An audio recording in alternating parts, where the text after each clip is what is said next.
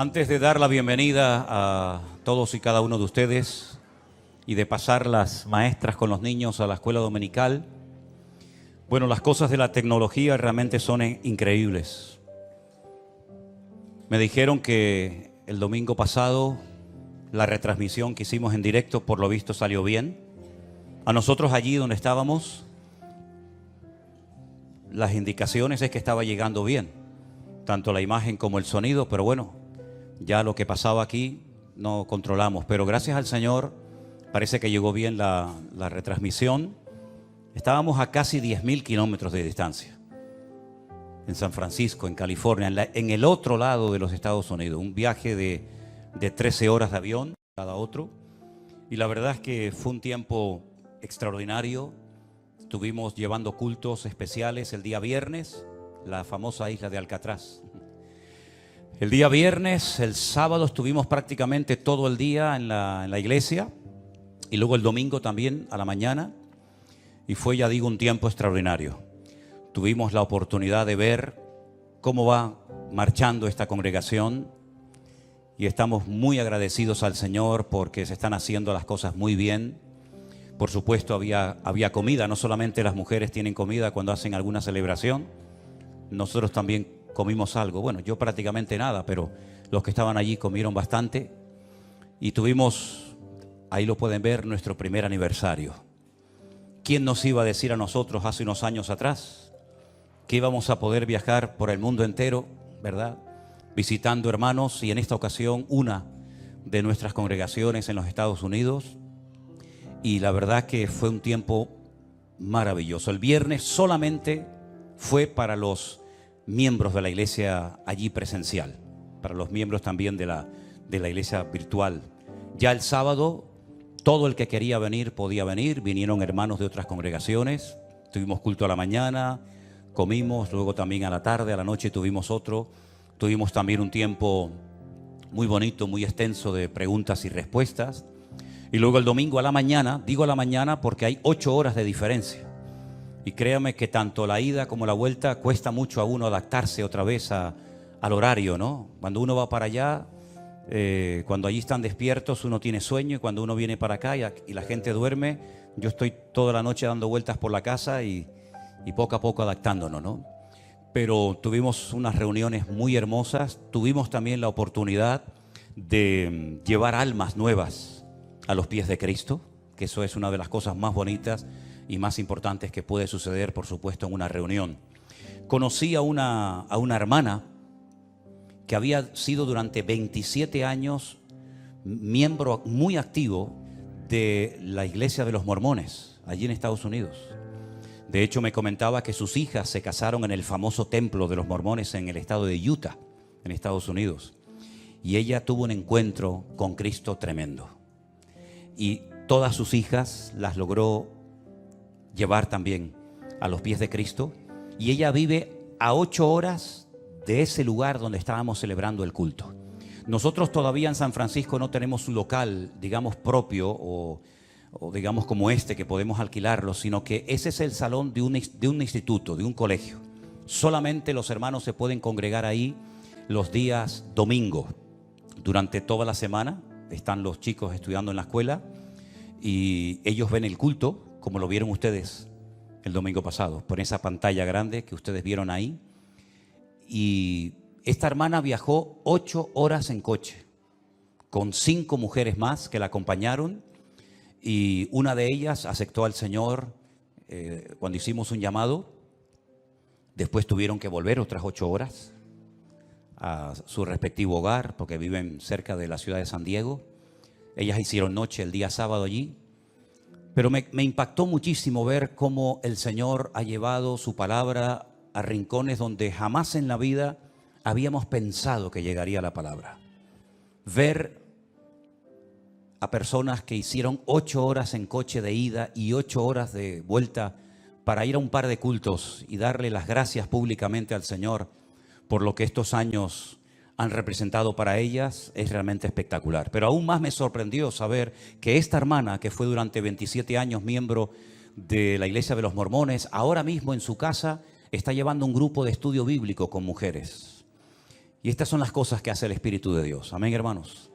Estas son las cosas que hace el Señor. Ese es el grupo de la iglesia. Esos son los miembros de la iglesia de San Francisco. No están ahí las visitas, no están ahí hermanos que vinieron de otras congregaciones. Solamente aparecen ahí los hermanos que forman parte de esa iglesia. Aparte de ese precioso grupo de hermanos, hay 6 hogares donde se hacen reuniones. Todas las semanas hay 6 hogares diferentes donde se dan estudios bíblicos con la finalidad de alcanzar almas nuevas. Y el objetivo es, cada vez que haya más hogares, que sean como hogares evangelísticos, donde se predique la palabra y después puedan venir a los respectivos cultos.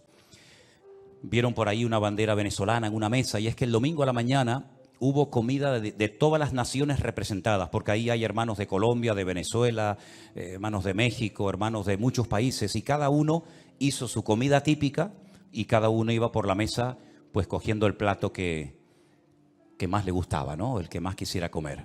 Así es que doy gracias al Señor por esta obra que el Señor ha levantado ahí en ese lugar. Y estamos muy agradecidos porque al día siguiente, el día lunes y martes, nos llevaron a este parque espectacular que yo, mientras grabábamos algunos devocionales y sacábamos algunos vídeos y fotografías, yo le decía a Luis, que fue el que me acompañó en esta ocasión, ahí estábamos grabando un devocional, es imposible en estas fotografías poder transmitir la grandeza de ese parque. Allí se ve la mano de Dios por todas partes. Ahí están los árboles más grandes del mundo, las famosas secoyas, unos árboles gigantescos. Incluso hay uno de ellos, ahí hay uno caído, pero hay uno de ellos que lo perforaron, no sé si saldrá ahí en la fotografía, creo que está allá al fondo, y se puede meter uno por en medio. Y es realmente impresionante. Ese parque de Yosemite se tarda 7 horas en coche poder recorrerlo todo. 7 horas en coche. Imagínense, en 7 horas casi te vas de una punta a otra de casi de España, ¿no? Y ahí solamente para recorrer ese parque. Allí grabamos algunos devocionales, allí sacamos algunas fotografías y fue un día, digamos, de descanso, donde vimos la mano de Dios, porque la mano de Dios, hermanos, se ve por todas partes. Yo le decía, todas esas paredes que ven ahí son de granito, una altura tremenda. Yo le decía a los hermanos que es una lástima que hay creyentes que han desarrollado como una especie de habilidad para ver al diablo por todas partes. ¿Conocen gente así? El diablo por aquí, el diablo por allá. Y hermanos, perdónenme, pero yo es que a quien veo por todas partes es a mi Dios. Yo veo al Señor por todos lados. Yo cuando veo esas montañas, esos ríos, esos valles, esas cascadas, realmente me quedo con la boca abierta. Digo, Señor, los cielos cuentan la gloria de Dios y el firmamento anuncia la obra de tus manos.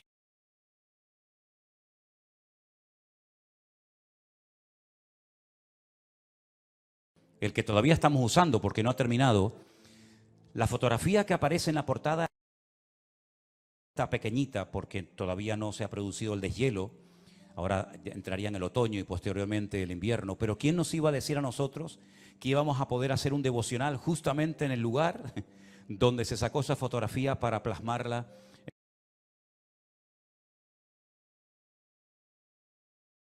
Al Señor, y estamos muy contentos por esa congregación hermosa que el Señor ha dado y ha sustentado hasta el día de hoy. A Él toda la gloria y la honra. Fuerte ese aplauso a nuestro Dios.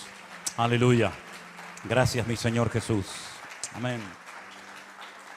Qué bueno es nuestro Dios. Aleluya. Pueden pasar los niños a la clase de la escuela dominical.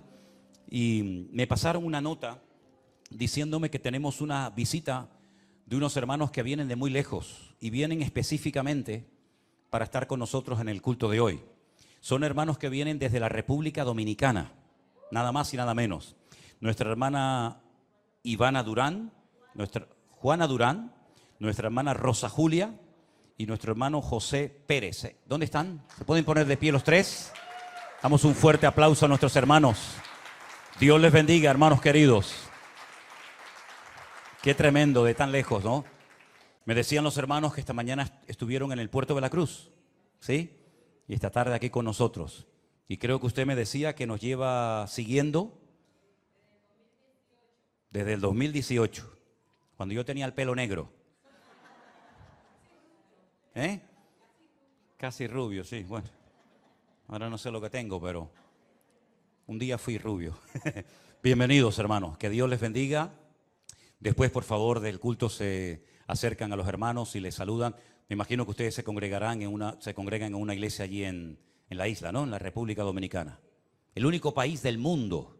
Esto es una cosa tremenda. El único país del mundo que tiene la Biblia dentro de la bandera de su país. Ni los americanos, mi hermano. Ni los americanos tienen eso, pero ustedes tienen la honra de tener la Biblia dentro de su bandera. Y dice, ¿qué dice dentro?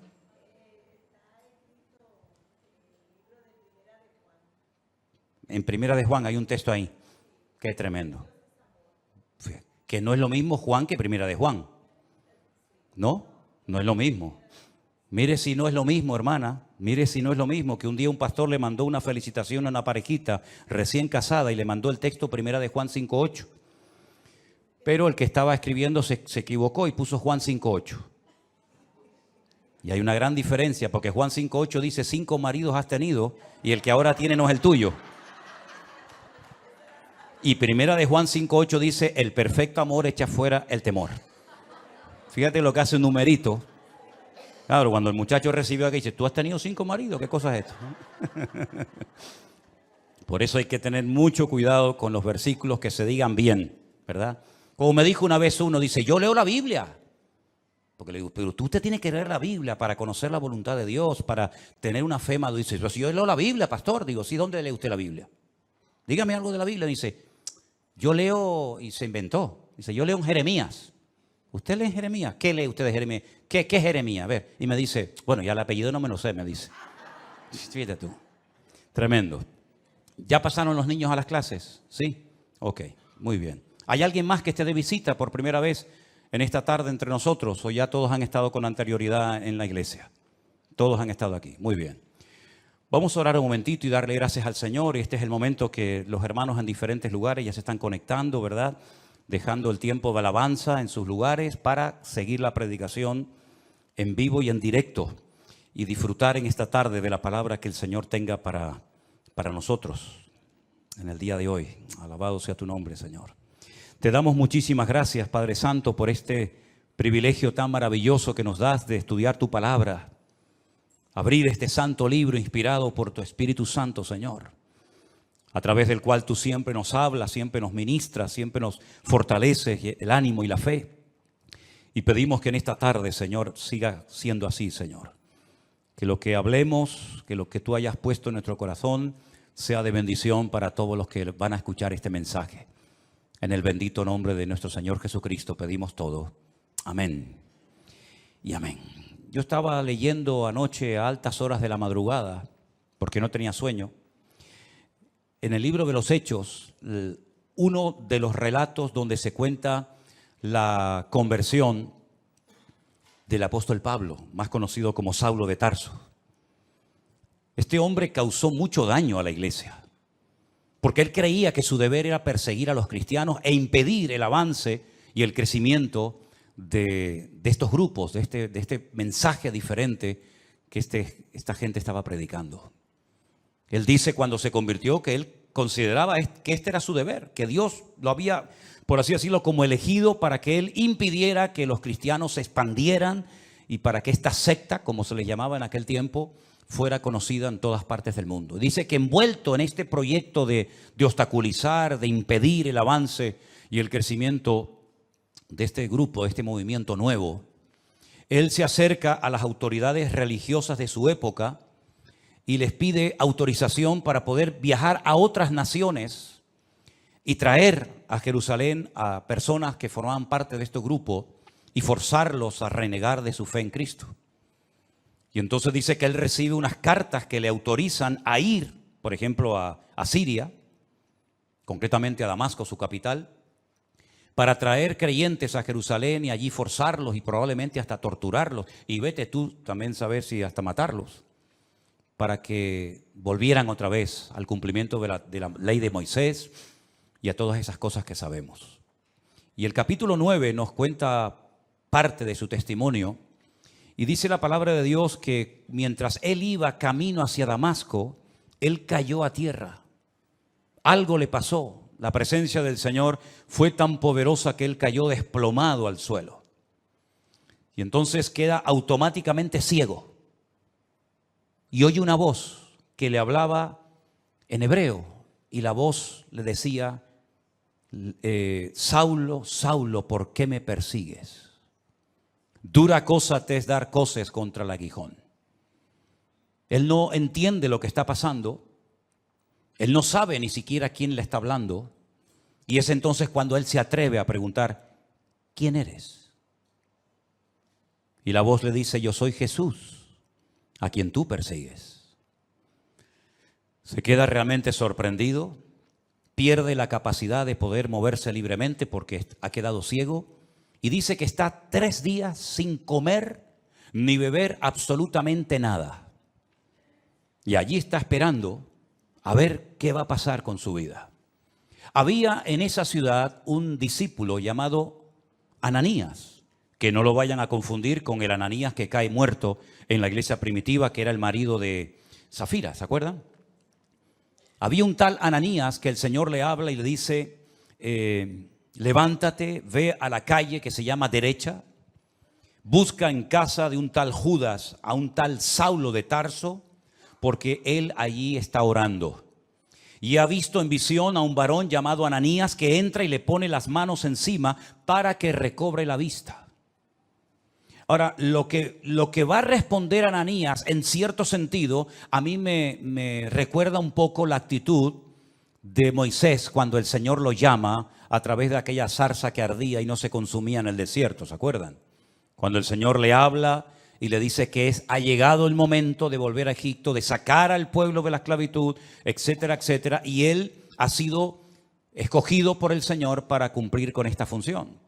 Y él pone todo tipo de excusas y bueno, Señor, no me van a creer, yo soy un hombre que no tengo facilidad de palabra, etcétera, etcétera. Y el Señor, pues después de una serie de pruebas, lo logra convencer y finalmente él va. Bueno, pues fíjense cómo responde a esa orden Ananías al Señor y le dice, Señor, he oído de muchos acerca de este hombre, cuántos males ha hecho a tus santos en Jerusalén.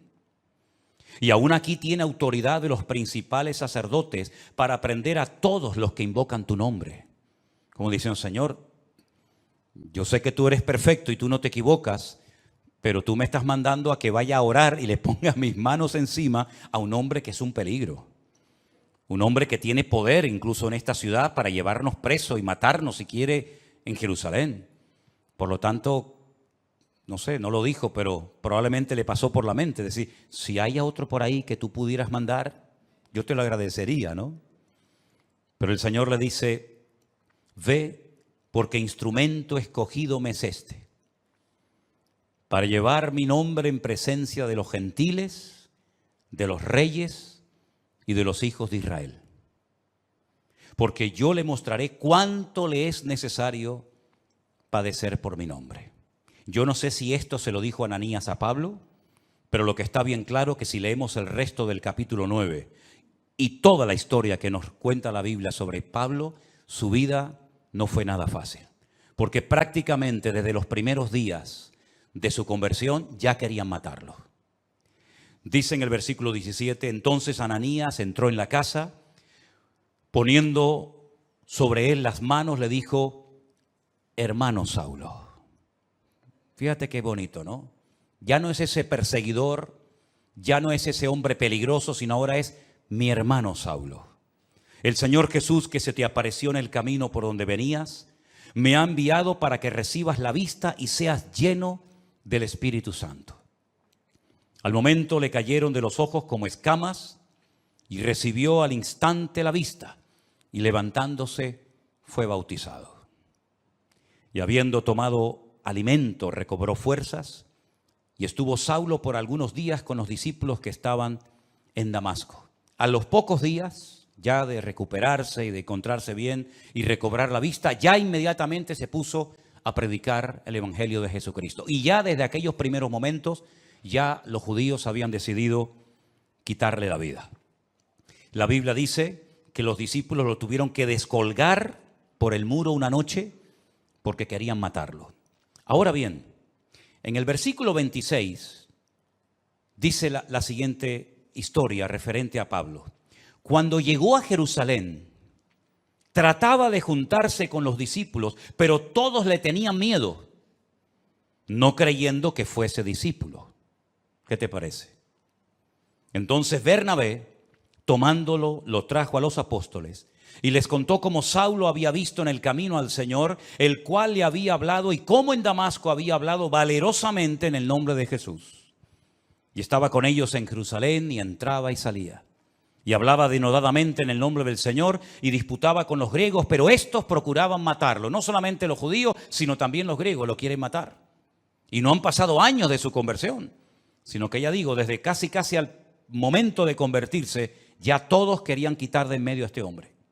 Cuando supieron esto, los hermanos le llevaron hasta Cesarea la Marítima, que está en la costa, donde años más tarde, ¿se acuerdan? Un tal Cornelio llamaría a Pedro para que le predicara la palabra, y entonces de ahí lo enviaron a su ciudad, a Tarso.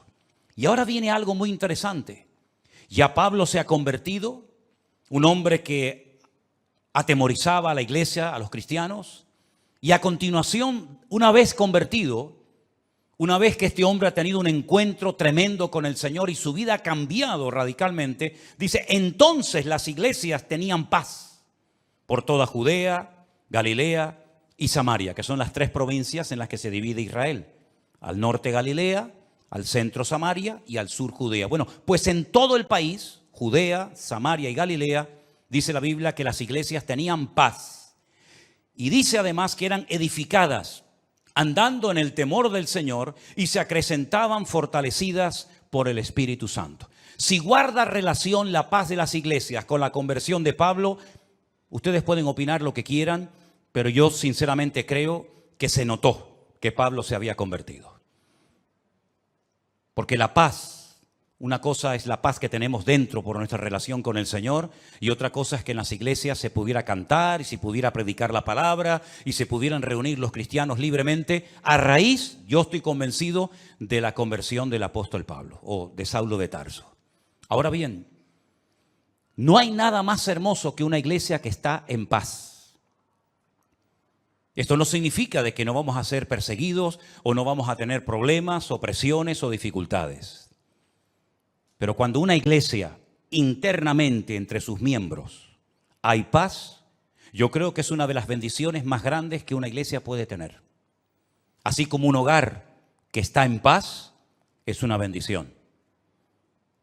Un hogar en guerra, un hogar en crisis, donde hay gritos, peleas, insultos, etcétera, tiene que ser terrible.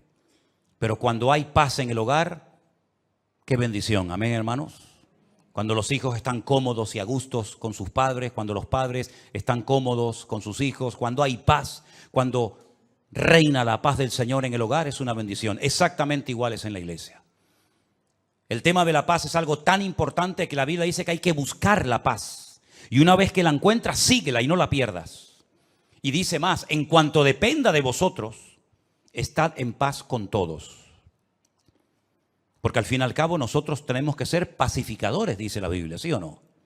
Una de las bienaventuranzas del Sermón del Monte dice, bienaventurados los pacificadores, porque ellos serán llamados hijos de Dios. Si usted es una hija de Dios, usted no puede estar en guerra con ninguna hermana de la iglesia.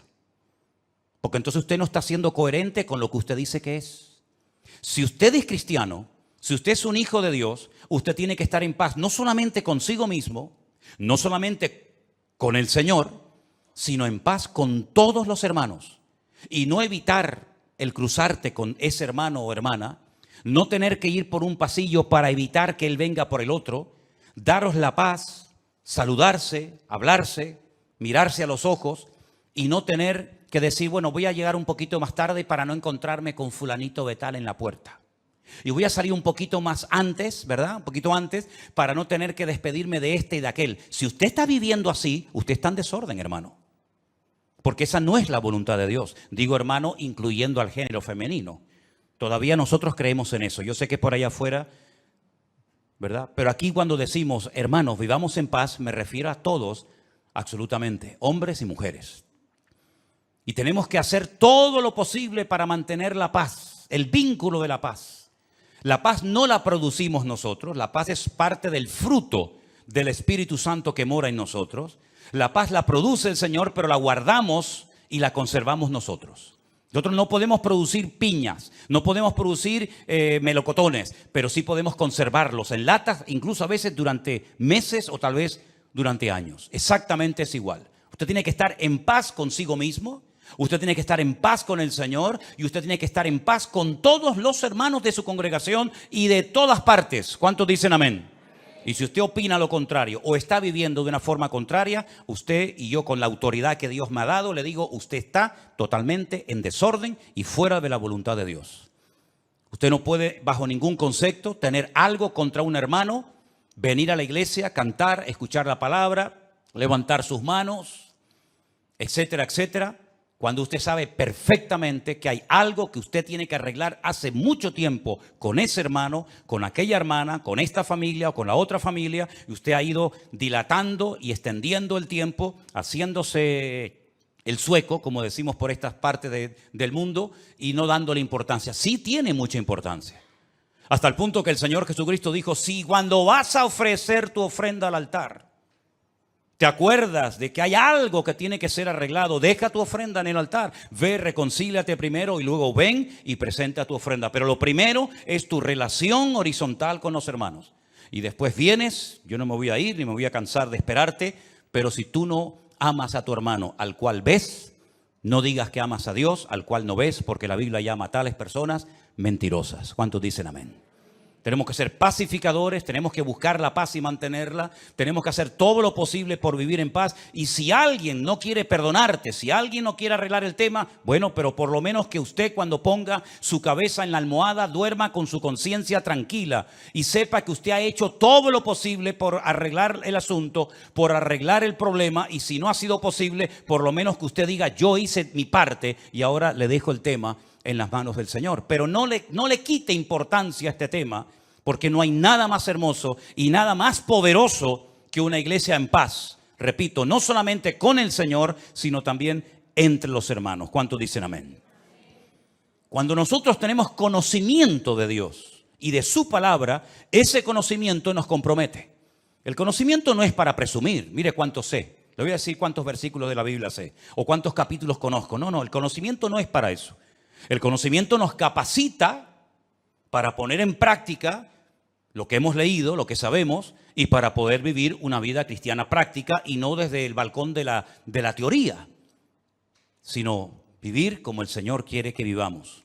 Y por eso, como las iglesias tenían paz, dice que por eso las iglesias eran edificadas. ¿Cómo se edifica una iglesia? Bueno, lo primero que tiene que tener claro una iglesia, que lo que le va a dar sustento y fundamento a una congregación, a un ministerio y a una vida, es la roca que es la palabra de Dios. ¿Cuántos dicen amén? Todos conocemos la historia de aquellos dos que querían construir una casa. ¿Se acuerdan? Uno sobre la arena, deprisa, rápido, no tenía tiempo para esperar. El otro que cavó, ahondó, llegó a la roca, edificó su casa. Cuando vinieron los problemas, las turbulencias, los vientos, los huracanes, la lluvia, etcétera, una cayó y fue grande su ruina. La otra permaneció. ¿Por qué? Porque tenía fundamento. Una iglesia para permanecer en el tiempo. Un creyente para mantenerse firme contra los achaques del enemigo, las pruebas, las tribulaciones, las presiones, las críticas, todo lo que usted quiera mencionar. La única forma es que tú tengas una base, no unos deseos, no unos anhelos, no. Un fundamento lo suficientemente sólido, porque la iglesia tiene que tener personalidad y criterio propio. Yo lo dije hace poco, la iglesia, el cristianismo está siendo atacado, nos están buscando las cosquillas por todas partes. Si no es por los niños en la escuela, es por la universidad, si no es por las leyes del gobierno, nos están tratando de provocar y pinchar y burlarse y reírse, hasta de una forma legal, ¿verdad? Pero sin embargo, una iglesia que crece es una iglesia que sabe lo que tiene que creer, lo que tiene que practicar y lo que tiene que rechazar contundentemente, aunque no sea popular su postura.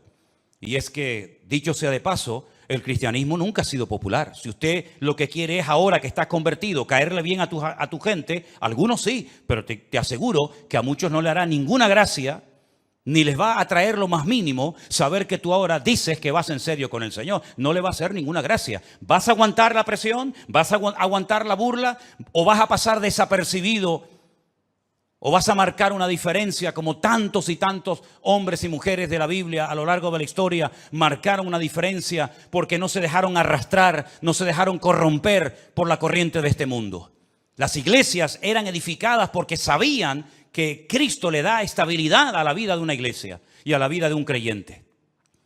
Nosotros tenemos que ser muy valientes hoy en día, y perdonen que les diga, para encontrar a muchos cristianos valientes. Y valiente no es venir a la iglesia, eso no tiene ningún acto de valentía, por lo menos en Europa. A lo mejor habría que tener mucho valor para ir a una iglesia en otros países donde hay persecución, pero para entrar por estas puertas, ¿qué valentía tienes que tener? Ninguna. Para leer la Biblia no hace falta ser valientes, por lo menos hoy por hoy, hoy en día en Europa o en países que nos están viendo ahora mismo. Pero yo cuando hablo de valentía, hablo de tomar decisiones, de estar dispuesto a jugármela por el Señor. Hemos dicho durante años cosas que yo después compruebo a la luz de la realidad que son simplemente teorías y opiniones. Lo primero en mi vida es el Señor. ¿Seguro que lo primero en tu vida es el Señor? ¿Tú estás seguro de eso? ¿Tú estás plenamente convencido que el justo por la fe vivirá? Entonces, ¿por qué no vives por fe? Si eso es verdad y tú lo crees, ¿por qué te agarras tanto a lo que tienes y no a lo que eres en el Señor? Porque hay incluso personas que no tienen tantas responsabilidades en la vida que atender y que les cuesta tanto dar pasos de fe. Pero sin embargo después predican y hablan de la fe, pero a la hora de la verdad no dan los pasos correspondientes. Las iglesias del Nuevo Testamento eran iglesias valientes, no solamente porque se jugaban la vida, muchos de ellos, sino porque el cristianismo llegará un momento en el que vas a ser confrontado con tu fe. Y en ese momento tú tendrás que demostrar si verdaderamente tú estás bien parado en Cristo o no. Las iglesias tenían paz, por lo tanto eran edificadas, pero dice además que andaban en el temor de Dios. Bueno, ya todos sabemos a estas alturas, creo yo, la diferencia entre miedo y el temor a Dios. Nosotros no tenemos miedo a nadie, ni a nada, pero sí tenemos que tener temor, es decir, respeto a Dios. Tal vez uno de los versículos más conocidos que menciona este tema es el de Proverbios, cuando dice que el principio de la sabiduría es el temor de Dios.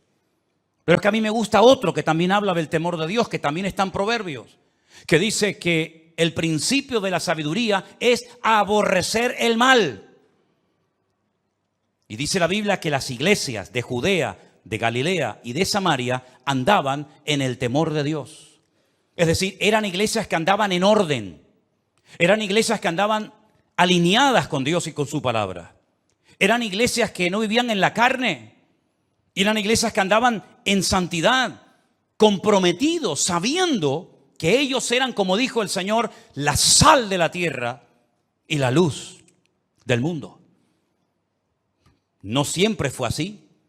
Después hubieron tremendas persecuciones, muchos hermanos perdieron la vida, unos fueron quemados, torturados, crucificados, etcétera, etcétera. Pero por lo menos durante un tiempo, el libro de los Hechos destaca que hubo un tiempo que había paz en las iglesias. Las iglesias eran edificadas en la palabra, en el amor unos con otros, porque andaban en el temor de Dios y parece como que una cosa nos lleva a otra. Cuando hay paz, nos podemos edificar mutuamente unos a los otros. Y cuando nos edificamos es porque entendemos que el temor de Dios implica compromiso el uno con el otro. El venir a la iglesia no es hola, hola, buenas tardes, Dios te bendiga. No es venir de excursión a la iglesia. Yo noto que hay algunos que vienen de excursión a la iglesia. Y noto que hay algunos que vienen obligados a la iglesia. Y eso funciona un tiempo. Pero llegará un momento que no te va a funcionar ese sistema.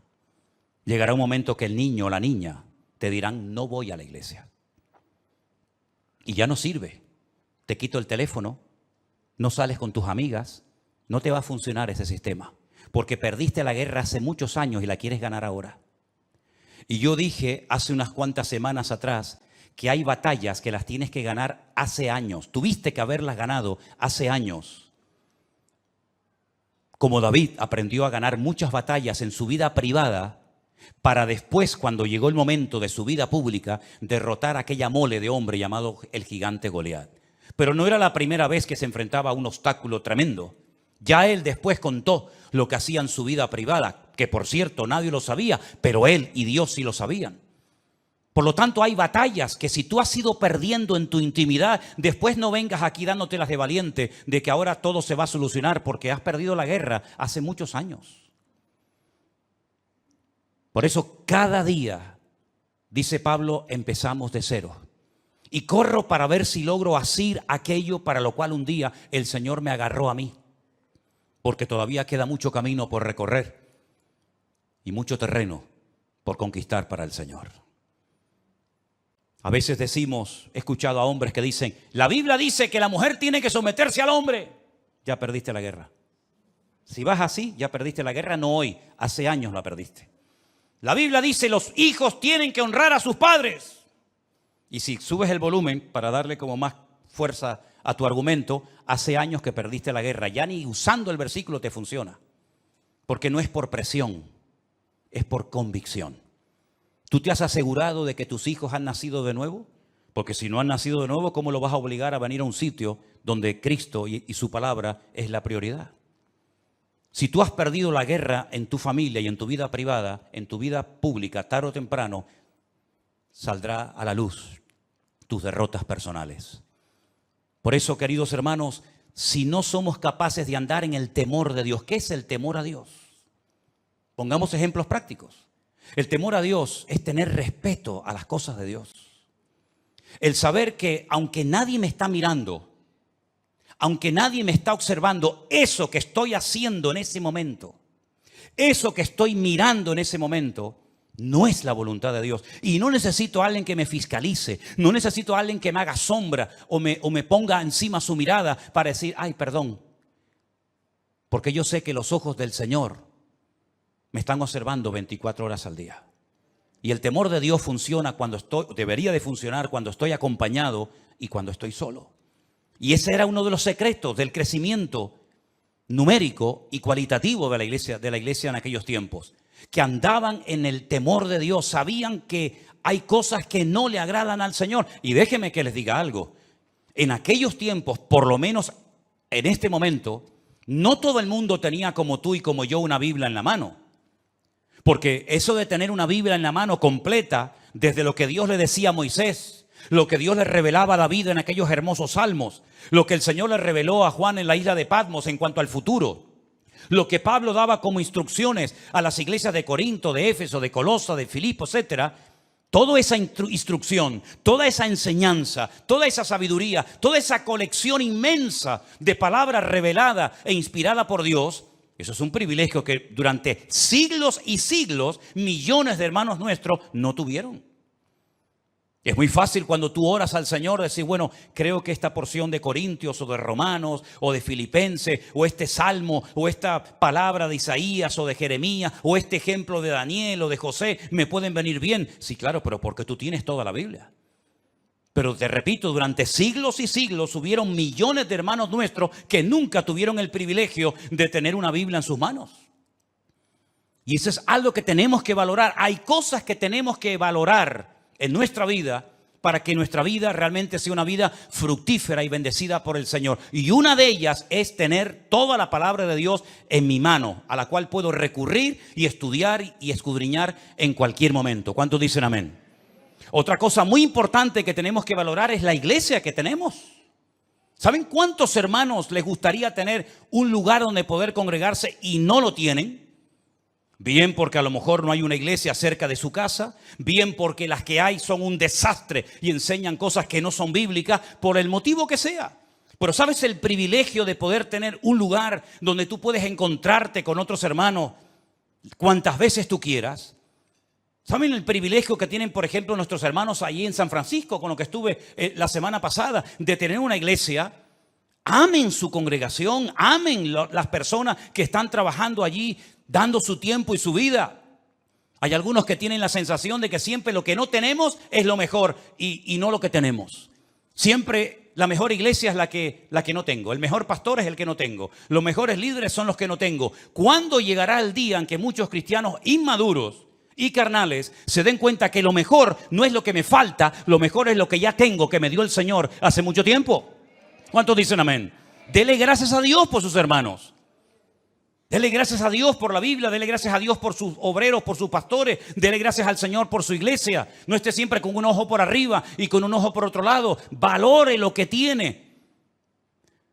Porque yo he llegado a la conclusión de que hay algunas personas que dicen que se fueron de algunas iglesias, pero después viendo cómo andan hoy en día, pues a lo mejor empiezo a dudar de que no salieron de su iglesia porque a lo mejor en su iglesia se hacía todo mal, sino porque a lo mejor ellos eran los que estaban mal y no querían someterse ni obedecer la palabra de Dios. Qué maravilla ver este versículo, hermanos. Y al final la conclusión es que eran fortalecidas por el Espíritu Santo. Tenían paz, eran edificadas, andaban en el temor de Dios, se acrecentaban, es decir, crecían, se multiplicaban, fortalecidas por el Espíritu Santo. Este es el diseño bíblico perfecto para una iglesia local o en cualquier parte del mundo donde se encuentre. No hay nada más que esto, hermanos. Y cuando dice que eran fortalecidas en el Espíritu Santo, nosotros tenemos que saber a estas alturas que el Consolador o el Espíritu Santo fue enviado por el Señor a la vida del creyente, a la vida de las iglesias para fortalecerlas. Miren algunas cosas que dijo el Señor en los días previos a su despedida. Cuando observó a sus discípulos un tanto tristes, les dijo: no os dejaré huérfanos, tranquilos, no se pongan nerviosos, no estén así preocupados. Yo me voy, pero yo le rogaré al Padre para que os envíe al Consolador, al Espíritu Santo, el cual estará con vosotros para siempre. Jesús no estuvo siempre con sus discípulos, estuvo un tiempo, estuvo unos años y después volvió a la gloria, pero dice: no os dejaré huérfanos. Cuando el Espíritu Santo venga, que ya vino, Él tomará de lo mío y os lo hará saber. Él os recordará todo lo que yo os he enseñado. Él me glorificará a mí y Él os guiará a toda la verdad. ¿Cuántos dicen amén? Por eso el apóstol Pablo escribía aquellas cartas y en una de ellas decía: hermanos, por favor, no quiero que ignoréis que vuestro cuerpo ahora es el templo del Espíritu Santo de Dios, el cual mora en vosotros. Mira, ni Moisés, ni Jeremías, ni Isaías, ni David, ni ningún personaje del Antiguo Testamento podía decir: en mi cuerpo mora 24 horas al día el Espíritu Santo de Dios. Ninguno de ellos lo pudo decir, porque no era el momento. Pero ahora, en estos tiempos, desde que nació la iglesia en el día de Pentecostés hasta el día de hoy, nosotros podemos asegurar con la Biblia en la mano de que nosotros somos portadores, templo del Espíritu Santo de Dios, el cual mora en nosotros. Ya no tenemos que ir a un templo en particular para ver y observar y experimentar la presencia del Señor, sino que Dios mora en mí, Dios vive dentro de mí. Y si el Espíritu de Dios mora en nosotros, Él dará testimonio a nuestro espíritu de que estamos o no en la verdad. Si el Espíritu de Dios mora en nosotros, comenzará a cambiar nuestra forma de pensar. Porque dice que los que son de la carne piensan en las cosas de la carne. Faltaría más. ¿En qué van a pensar? Pero dice: pero los que son del Espíritu piensan en las cosas del Espíritu. Te cambia la forma de hablar, te cambia la forma de pensar, te cambia la forma de vivir. Y por eso tenemos un capítulo entero que sería buenísimo que se lo aprendieran de memoria. No digo léanlo, no, eso ya era hace años. Eso ya era hace años. Pastor nos dijo que no, ahora te digo que te lo aprendas de memoria.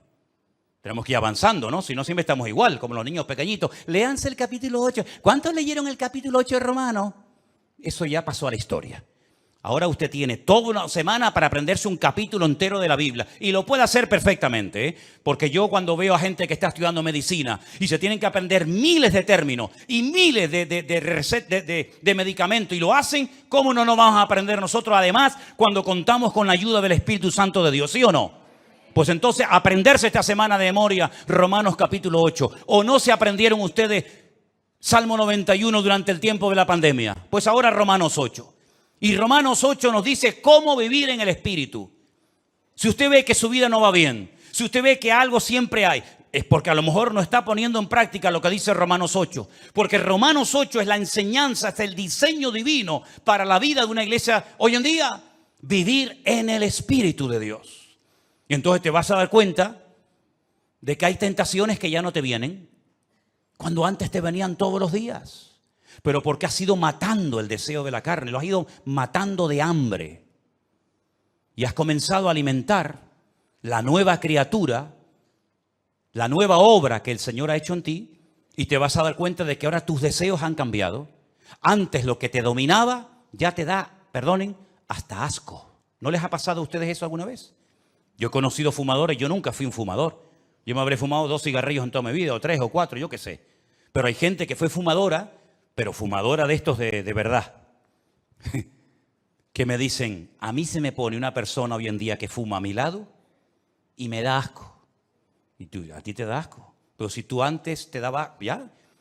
O digo fumar, perdonen, parece como que siempre el pecado más grande es el de fumar. Bueno, digo criticar, o digo beber, o digo cualquier otro. Cuando tú verdaderamente estás empapado y enamorado del Señor y tienes tus ideas claras y estás alineado y centrado en el Señor y andas no por impulsos, por emociones, por sentimientos, sino andas fortalecido en el Espíritu y por el temor de Dios, te vas a dar cuenta de que tus gustos han cambiado. Hay músicas que no te van a gustar porque le ofenden y le molestan al Espíritu Santo que mora en ti. Pastor, es bueno que yo oiga esto o lo otro. Digo, usted es cristiana, ore al Señor y ya verás lo que el Espíritu Santo te dice a tu corazón. Es más, si estuviéramos más llenos del Señor, no haríamos tantas preguntas. Estoy convencido de ello. Porque el Espíritu que mora en nosotros nos pondría en nosotros el anhelo de Cristo para hablar, para pensar, para vestirnos o para lo que sea. Cuando usted se pone en el espejo, pregúntale al Señor, Señor, ¿cómo me ves? ¿Hay algo que no te gusta de mí? Y yo te aseguro que si tú eres sincero contigo mismo, el Señor te va a decir, quítate ese pendiente de la oreja, bobo. ¿Qué haces tú con eso? ¿Qué haces tú con eso? Ay, perdón, Señor. ¿Y para qué te estás pensando en poner un tatuaje? No, pero me voy a poner, esfuérzate y sé valiente. Déjate de tatuaje y vive esforzado y valiente. Porque te lo puedes poner en el brazo, pero después puedes ser un pelele y un machango. Así que déjate de tanto tatuaje y tanta bobería. Señor, ¿y yo puedo ir a la playa y quitármelo de arriba para ponerme morenita?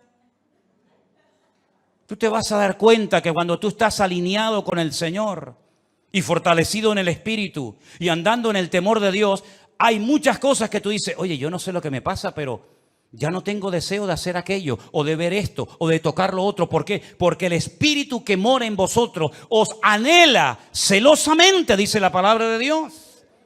Y si no, miren ejemplos en la Biblia de personas que nunca jamás leyeron la Biblia y decían, eso no lo podemos hacer porque eso no es la voluntad de Dios.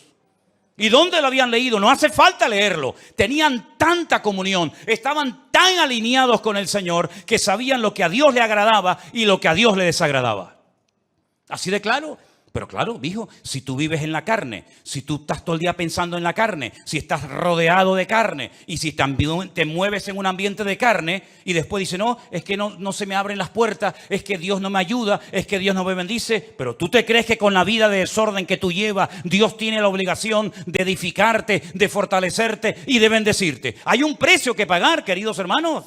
Esto no es apretar un botón y decir, bueno, yo toco el botón y ya de arriba abajo el Señor me llena, me bendice y me transforma. No es así.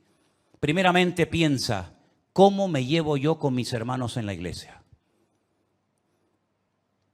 ¿Hay paz unos con otros? Porque si no hay paz, esto no es para ti, ¿eh? Esto no es para ti. Tendrás que pasar hoy, aceptar al Señor, pedir perdón y arrepentirte. Pero si tú estás en paz, entonces, ¿qué vas a querer? Edificar a los hermanos. Y si habéis prestado atención a la lectura esta tarde, que dice, ¿cómo se edifica la iglesia? Por la actividad propia, mutua, de cada miembro. ¿Lo habéis leído, no? ¿Sí o no? El cuerpo va creciendo según la actividad propia de cada miembro para ir edificándose en amor. Así se edifica una iglesia. Con la actividad de cada uno de nosotros, aportando cada uno su granito de arena, aportando cada uno su don, su talento, su habilidad, su conocimiento, etcétera, etcétera, y cada uno aportando lo que tiene que aportar, lo que Dios te ha dado, ese cuerpo va creciendo y se va edificando hasta llegar a la estatura de la plenitud de Cristo, a un varón perfecto. Eso es lo que dice la palabra de Dios. Si lo hacemos, el crecimiento viene solo. Esta gente no tenían que salir por las calles haciendo campañas evangelísticas. Es que yo no veo en la Biblia campañas evangelísticas, sino que dice que el Señor añadía cada día a la iglesia los que habían de ser salvos. No estoy diciendo que no haya que salir a predicar el evangelio, no estoy diciendo eso. Lo que estoy diciendo es que el Señor mandaba a la congregación y era la iglesia un imán que atraía a la gente, porque el estilo de vida de los creyentes era diferente, y lo que hoy en día la gente está buscando es gente que sea honesta, que sea sincera, que vivan lo que predican y no que digan una cosa y que luego hagan otra. Por eso, mis queridos hermanos, el Espíritu Santo se movía en aquellas congregaciones con una libertad tremenda. ¿Por qué? Porque donde hay santidad, donde hay orden, ahí se mueve el Espíritu de Dios. Cuando la iglesia no es esto, cuando la iglesia no funciona según este diseño bíblico, la iglesia se convierte en lo que tú quieras. En un club de amigos, en una ONG, en un lugar de altruismo, en un lugar donde se reparte tal vez comida, pero la iglesia perdió la función de ser el agente de Dios en este mundo. Y el Señor nos da la oportunidad y el privilegio de reunirnos pues 1 o 2 veces a la semana o cuando sea en este lugar o en cualquier otro. Pero durante la semana la luz se esparce. Ahora la luz está concentrada en un lugar. Todos estamos siendo alimentados, instruidos, ¿verdad?, edificados por la palabra, pero cuando termine esta reunión, y en sus respectivos países lo mismo, la luz se va a esparcir. Y durante toda la semana, cada uno de ustedes en el lugar donde viva, donde trabaja, donde estudies, vas a tener que marcar una diferencia y vas a ser una luz. Pero estás realmente fortalecido, edificado en el Señor para poder vivir una vida cristiana victoriosa. Porque si tu vida cristiana depende única y exclusivamente de un culto, yo no sé cómo aguantas, sinceramente. Yo no sé cómo puede aguantar un creyente viviendo única y exclusivamente de cultos. Eso es muy complicado. Tú tienes que tener tu propia comunión y tu propia relación con el Señor cada día. Porque aquí dentro, no digo que no se te presenten tentaciones, porque a veces hay algunos o algunas que vienen con otras intenciones, pero digamos que las tentaciones grandes no están dentro de la iglesia. Seamos sinceros. Las tentaciones, las presiones, etcétera, etcétera, está allá afuera. Cuando tú estés solo mañana y te llame aquel o aquella, ¿cómo vas a reaccionar, hermano? ¿Cómo vas a reaccionar? ¿Con la carita de santo y de bueno que tenías hoy? ¿O te volverá a salir el indio que llevamos todos dentro?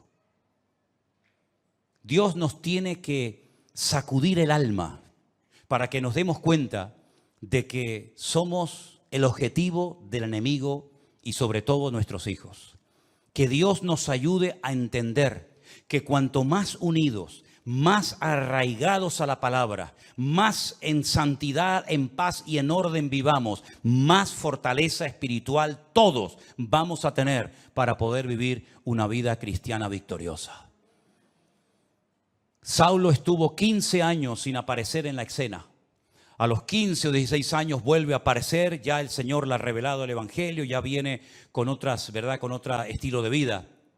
Pero lo que está bien claro es que todos y cada uno de nosotros somos responsables de nuestra vida cristiana. Usted no puede depender de cultos, no puede depender de pastores, usted tiene que depender única y exclusivamente de su relación con el Señor.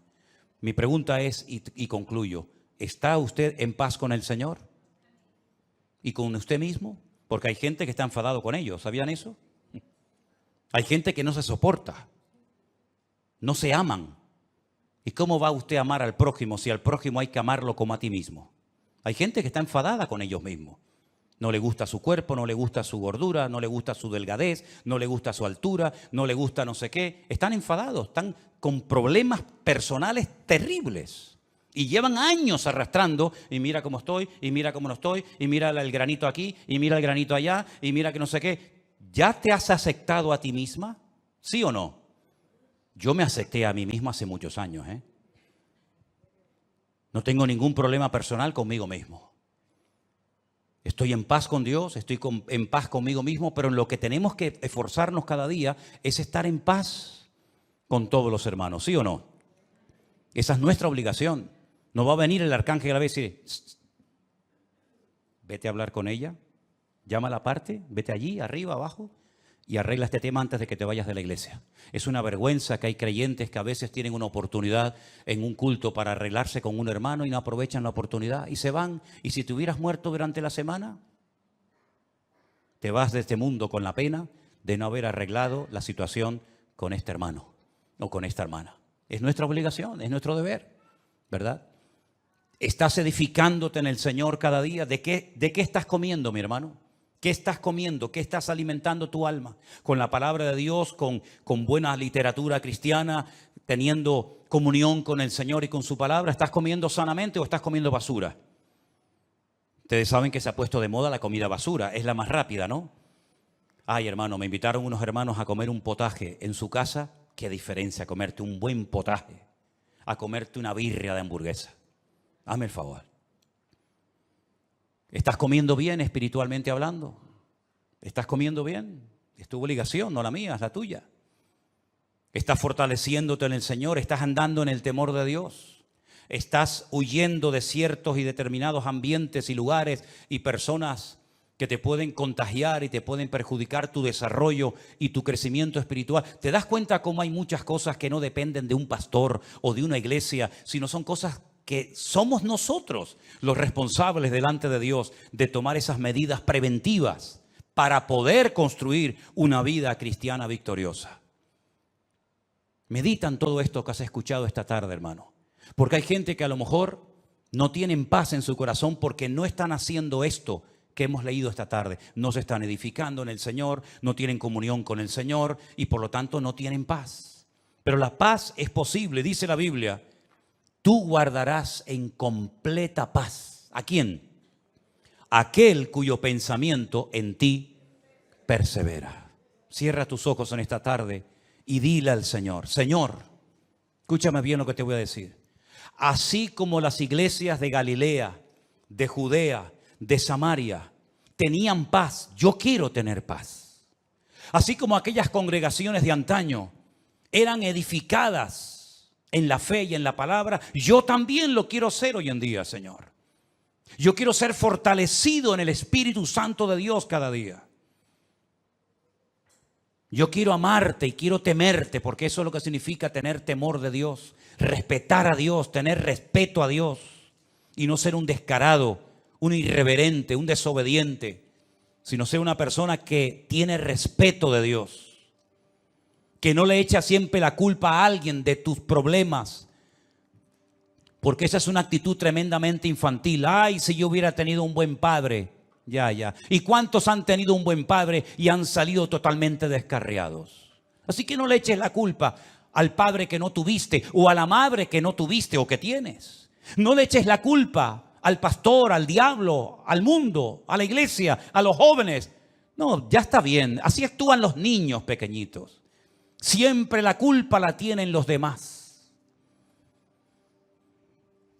Pero es tiempo, mis queridos hermanos, de mirarnos, de examinarnos a nosotros mismos, de probarnos a nosotros mismos y de reconocer que yo soy el único responsable de mi vida espiritual, de mi crecimiento y desarrollo.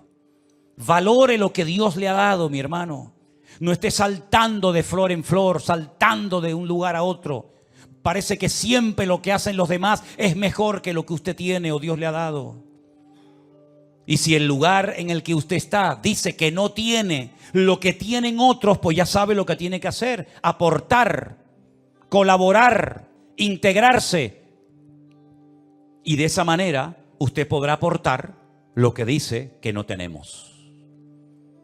Madurez, valentía, crecimiento y desarrollo espiritual es lo que necesita urgente la iglesia del Señor hoy en día. Ya basta de ese cristianismo superficial, con una falta de compromiso total y absoluta. Hermanos, nosotros, dice la Biblia, estamos completos en Cristo Jesús. Usted está completo en Cristo Jesús. Solamente tienes que echar mano de lo que Dios te ha dado hace mucho tiempo. El mismo Espíritu de Dios que moraba en Cristo Jesús, nuestro Señor, es el mismo Espíritu que mora ahora en ti. Ni más ni menos. Por eso dice la Biblia que el Espíritu que levantó a Cristo de los muertos vivificará vuestros cuerpos mortales por su Espíritu que mora en vosotros.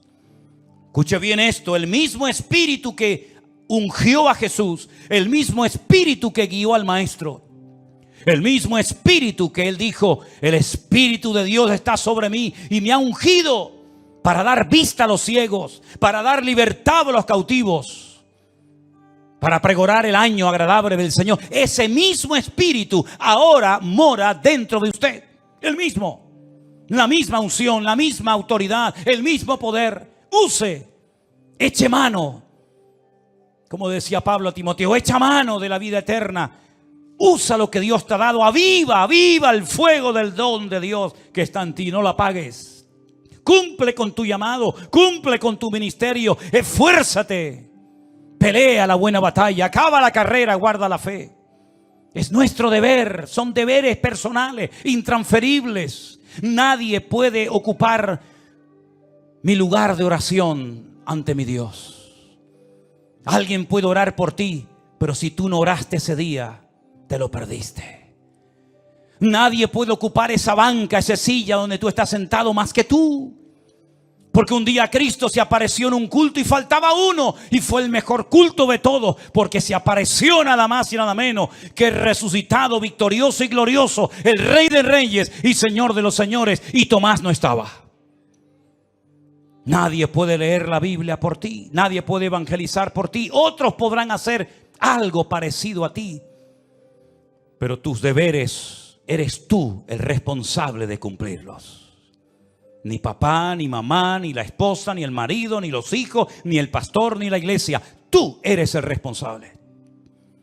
Es como si tú mañana no vas a trabajar. Tal vez el jefe puede llamar a otro, pero tu deber era haber estado allí.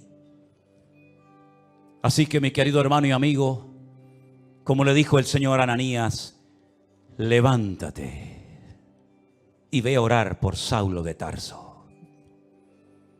Es que es un hombre peligroso. Levántate y vete a orar por Saulo de Tarso.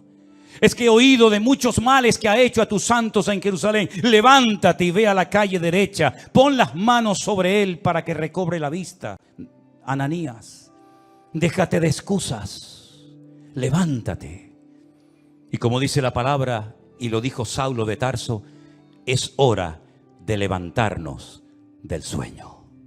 Porque la noche está avanzada y se acerca el día. Señor, gracias por tu palabra. Queremos ser esta iglesia de la cual se habla aquí en tu palabra. Iglesias fortalecidas en el Espíritu. Iglesias que andan por el temor de Dios, en paz. Los hermanos unos con otros, sin guerras, sin peleas, sin murmuraciones ni divisiones internas. Queremos, Señor, vivir conforme a tu diseño en nuestras vidas. Que tú tomes posesión de todo nuestro ser. Y que en estos tiempos difíciles en los cuales nos ha tocado vivir, podamos ser la sal y la luz del mundo. Sabemos que la tierra ya está dando esos dolores de parto tremendos. Cada vez serán más frecuentes y más dolorosos. Y aunque el hombre natural no puede entender lo que está sucediendo, el hombre espiritual sabe qué está sucediendo. Y algunos dicen, ¿por qué? ¿Y por qué? Y yo digo, ¿por qué no? No es por qué. Sabemos para qué el Señor está permitiendo todas esas cosas en países donde se prohíbe su palabra, en países donde persiguen a los cristianos, en países donde se dice en un libro sagrado que tienen que Cristo no es el Hijo de Dios y que no murió en una cruz y que no resucitó, ¿no? Pues muy bien, no quieren andar a las buenas, serán sacudidos como la higuera hasta que caigan de rodillas y reconozcan que el único que puede traer paz es aquel que murió y resucitó al tercer día y está próximo a venir otra vez a este mundo. Recibe la gloria, mi Señor. Aleluya. Sigue obrando, aunque el mundo se burle y se queje, sigue sacudiendo a las naciones de la tierra para que crean que tú eres el camino, la verdad y la vida. Aleluya. En el nombre de Jesús. Amén. Nos ponemos de pie, amados. Aleluya, Jesús. Te adoramos. Levanta tu mano al cielo y adora al Señor, Jesús. Adoren al Señor, hermanos queridos. Él está aquí con nosotros ahora mismo. Aleluya. Santo tu nombre. Aleluya. Te adoramos, Señor. Digno eres. Digno eres, Señor. Sigue obrando, Jesús. Sigue obrando, Señor. Sigue hablando, Señor. Sigue hablando. Oh, Jesús. Gracias. Oh, gracias, Señor. Gracias, Señor. Te adoramos. Oh, gracias. Gracias, Señor Jesús. Aleluya. Y más de ti. Sí, Señor. Gracias, Jesús. Te adoramos, te adoramos. Te adoramos, Señor Jesús. Aleluya.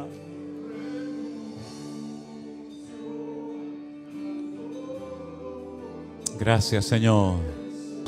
Quisiera yo aprovechar también la oportunidad para recordarles a todos que el mes que viene todas las hermanas de la iglesia están invitadas a un mini retiro que van a llevar a cabo en el puerto de la Cruz, ¿verdad? Tienen que anotarse. Tienen que anotarse. Ahí están los datos, la fecha. Guardando tu corazón. Yo espero que las hermanas de la congregación puedan asistir, ¿verdad? Y disfrutar de este tiempo especial que el Señor les va a permitir tener el día 13 y 14 de octubre, Dios mediante. Quiero también anunciar que el próximo congreso nuestro como iglesia se va a llevar a cabo en esta ocasión en la ciudad de Alicante. Durante 2 años lo hemos hecho en un hotel en un pueblecito de la provincia de Toledo llamado Los Llévenes. Como ya no cabemos en ese lugar y como ya no hay espacio para todos, el Señor nos ha provisto de un nuevo lugar en la ciudad de Alicante, un poquito a las afueras de la ciudad de Alicante. Ahí tienen los datos. Nuestra hermana Saray, la que está al piano, ella es la que lleva todo el tema de la organización, de las inscripciones. Hermanos, anótense lo antes posible. Me gustaría que todos ustedes pudieran asistir. Ya tengo constancia. He estado en este evento en Estados Unidos y hay hermanos de San Francisco que van a venir. Imagínense, de tan lejos, de San Francisco van a venir allí. Hermanos de Chile, me contestaban hace unos días unos hermanos, matrimonio de mi hermano José Zaragoza y su esposa, van a venir una vez más al Congreso. Así es que las plazas están abiertas. Reserven su plaza. Se abran con Saray. Ahí están los días, ¿verdad? ¿Están por ahí? Sí, ahí no se ve bien aquí, tengo la luz. Del 28 al día 31 de marzo del año que viene, en plena Semana Santa. Con el tema de los vuelos hay que darse prisa porque es una fecha muy complicada. No es en Madrid, es en Alicante. Y entonces hay que ir haciendo ya ciertas gestiones para estar en ese lugar. El lugar es precioso. El lugar es muy bonito, mucho más amplio.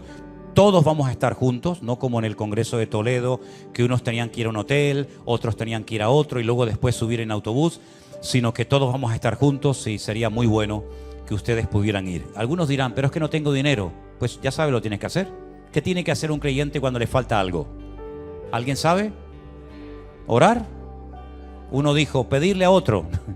No. Orar. Ore al Señor. ¿Cuánto vale? Señor, me hace falta este dinero para el avión y para la estancia. ¿Y el Señor te lo va a dar? ¿Cuántos dicen amén? Si no lo crees, no lo vas a recibir. Está más claro que el agua. Es como yo le digo a la gente, ay, yo quiero ir a Israel. Pues ore. Y si oro, ¿qué va a pasar? Dios te va a llevar. Así de claro. La primera vez que yo fui a Israel me invitaron. Un matrimonio me invitó, fui. Y todas las demás veces que he ido, el Señor me ha llevado. Entonces yo te estoy enseñando cómo yo vivo. Y a mí me da resultados. Yo quiero ir a Israel, ora. Mañana te vas a encontrar por la calle un sobre o te va a venir alguien, yo qué sé. Yo quiero ir al Congreso, no tengo dinero, ore y el Señor te va a suplir. Así llevo 41 años de mi vida y no me ha fallado nunca el Señor. Así es que mire, y les voy a contar como testimonio. Y cuento este testimonio, yo sé que supongo, quiero creer que aquí hay la suficiente madurez para poder interpretar el testimonio que yo voy a dar. Porque siempre hay los de la mente retorcida, ¿no? Yo acabo de estar en nuestra congregación en San Francisco, día viernes, sábado y domingo, predicando unas cuantas veces, viajando 13 horas de avión para allá, 13 horas para acá, cambio horario, o 18, digo 13. 13 me quedaba a mitad de camino. 18 horas para allá, 18 horas para acá. Escala 6 aviones, porque tuvimos que ir 3 aviones para allá, 3 aviones para acá. Bien, cuando terminó todo, el hermano Jeremías y su esposa, Jessica, que son los responsables que yo he puesto al frente de nuestra obra en San Francisco, me llamaron aparte y me dijeron, mira, este sobre con este dinero es lo que se ha vendido de tus libros. Aquí tienes el dinero. Se vendieron tantos, tienes el dinero, los que no se han vendido, aquí quedan. Vale, perfecto. Y ahora él me dice, nosotros como iglesia queremos darte una ofrenda. Y me dijo la cantidad, una muy buena ofrenda. Créame, muy buena ofrenda. Y yo le dije, no la voy a aceptar. Pastor, ¿la rechazas? Digo, no es rechazarla. No quiero que nadie piense que yo hago esto por dinero. Le dices a la iglesia que muchísimas gracias, pero no quiero que nadie vaya a pensar, claro, este viene de España, nos da 3 o 4 cultos, después se lleva una gran ofrenda, ¿verdad? Así cualquiera. Y le dije, no le voy a dar ese gusto a nadie, así que no quiero la ofrenda. Dios les bendiga, se la quedan. Me vengo para Tenerife. Al día siguiente de llegar o a los 2 días, mi hermano Jeremías me manda un WhatsApp y me dice, un hermano de Guatemala me ha llamado que te quiere mandar una ofrenda aún más grande que la ofrenda que ellos me iban a dar en Estados Unidos. Y me dice, ¿tú me dejas que ese testimonio lo cuente en la iglesia? Digo, no es que te dejo, tienes que contarlo en la iglesia para que la gente sepa que si no viene por un lado, viene por otro, pero Dios es fiel y no le debe absolutamente nada a nadie. Ese es nuestro Dios. Ese es nuestro. Y gloria para mí ninguna. De verdad lo digo, gloria para mí ninguna, porque yo me venía igual de contento con ofrenda o sin ofrenda, porque yo no estoy aquí desde los 17 años y tengo 62 que voy a hacer ahora por dinero. No estoy aquí por dinero. Si hubiera querido dinero me hubiera hecho torero como mi padre, ¿sabes? Así que el Señor que me responde a mí es el mismo que tú tienes y yo te estoy enseñando cómo yo vivo. Póngalo en práctica. Voy a orar hoy, a partir de hoy, para que el Señor me provea para el retiro en Alicante. Y tú vas a venir a mí y me vas a decir, oye, el Señor me ha respondido. ¿Cuántos lo creen? Espero pronto esos testimonios y los vamos a ver. ¿Dónde está Narcisa y el esposo? Allá atrás, que han venido. Acérquense aquí un momentito, déjenme verlos, porque no se verán. Son nuestros hermanos de la iglesia virtual del grupo número 3 de Italia. Dios les bendiga. Gloria a Dios, gloria a Dios. Suba. ¡Upa! Gloria a Dios. ¿De qué parte de Italia vienen? Bérgamo. De Bérgamo. Ah, qué lindo. Qué lindo. En serio. Qué frío pasaba en Bérgamo. Mucho frío.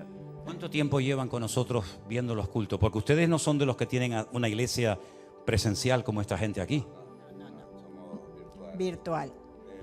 2020. 2020, sí. 19, sí. ¿Qué le diría usted a los hermanos que tienen esta iglesia aquí? Que son afortunadísimos. Y que vengan siempre, que no falten. ¿Ustedes son de Argentina? No, Ecuador. No, de Ecuador. Sí, Ecuador, pero de Ecuador. estuvo 22 Vein- años en la Italia. 22. 22 años en Italia. Qué bendición tener hermanos en todas partes del mundo. Y todo esto, ¿saben quién lo ha hecho? El Señor nuestro Dios. Él es el único que se merece toda la gloria, toda la honra. Hermanos que vienen de la República Dominicana con una ilusión tremenda de poder conocernos personalmente. ¿Qué le parece esto personalmente, hermanos? ¿Qué le parece? Tremendo, ¿no? Pues usted puede decir, de oídas te había oído, pero ahora mis ojos te ven. Ese es nuestro Dios, ese es nuestro Dios. Y usted sabe, hermanos, ustedes de Italia, mis hermanos, usted sabe que a veces hay hermanos que se quedan de aquí de Tenerife, que viven cerca. Saben que hay hermanos que se quedan en la casa porque dice que a lo mejor hay un día de mucho frío y no vienen al culto. Y ustedes vienen de la República Dominicana y ustedes vienen de Italia. Y hay hermanos que a lo mejor viven a 4 cuadras de aquí, pero no vienen porque dice que le duele la cabeza. ¿Qué le parece? La tercera, sí. ¿Qué le motiva venir? Usted como predica. Qué tremendo. Qué tremendo, ¿no? Qué tremendo. Valoremos lo que tenemos antes de que lo perdamos. Porque a veces, ¿verdad? Lamentablemente dice, ay, ¿verdad? Sí, pero ¿y cuando lo tenías?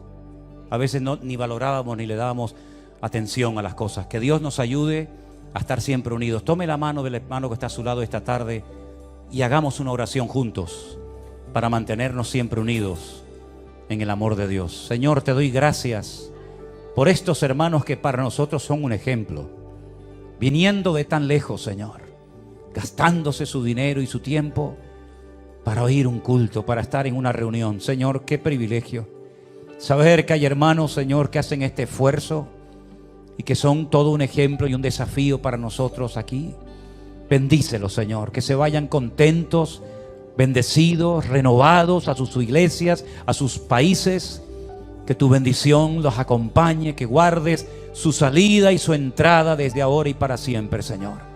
Y que siempre, a pesar de la distancia, nos mantengamos unidos en el Espíritu, sabiendo que somos uno en Cristo Jesús, Señor nuestro. Gracias por estos medios tan poderosos de las redes sociales. Síguelos usando, Señor, para poder alcanzar a millones y a millones de personas para ti. Y en todas las naciones de la tierra ver un despertamiento espiritual y ver cómo se levanta el reino de Dios y la palabra de Dios se extiende por todas las naciones de la tierra. Aviva tu obra, Señor, en medio de los tiempos y fortalece nuestras manos y ayúdanos para seguir adelante predicando tu palabra, Señor. Bendícenos en esta tarde con tu bendición. En el nombre de Jesús. Amén y amén. Fuerte ese aplauso a nuestro Dios. Aleluya.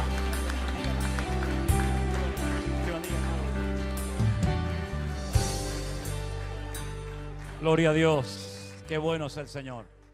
Saluden después.